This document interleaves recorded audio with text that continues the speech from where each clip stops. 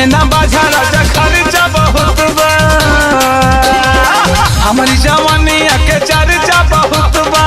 एहमे ना बाझा राजा खर्चा बहुत बा, पीछे पड़ल बाटे केतन कुआरा। ऐसे ना अख महरा, ऐसे ना अख महरा, ऐसे ना अख मारा है, ऐसे ना अख महरा।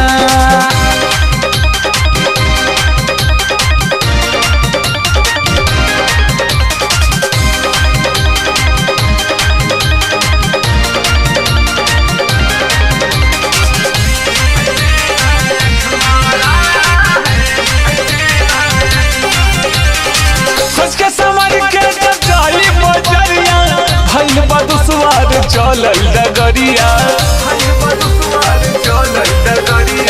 सच के सवर के जब जाई बजरिया, भइल बा दुश्वार चलल डगरिया। केहू कहे गोरी बहिया में आजा, सबके गड़ल बाटे हम पे नजरिया। केहू छत से करे लाई सहारा,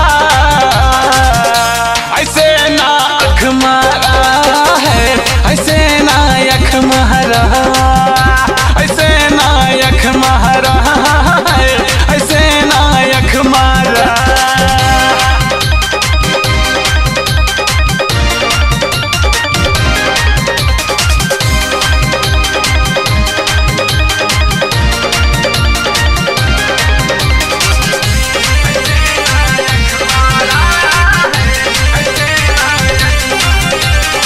केहू के नाई जवानी के दोस्त बा, जे भी देखेला भइल मत होसबा।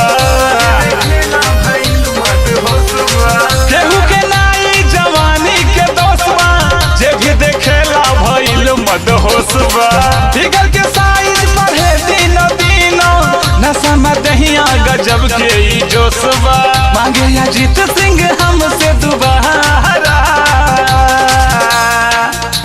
ऐसे ना अख महरा है, ऐसे ना अख महरा, ऐसे ना अख महरा है, ऐसे ना अख महरा। हमारी जवानिया के चर्चा बहुत बा, एहमे ना बाझा राजा खर्चा बहुत बा, पीछे पड़ल बाटे केतन कुआरा।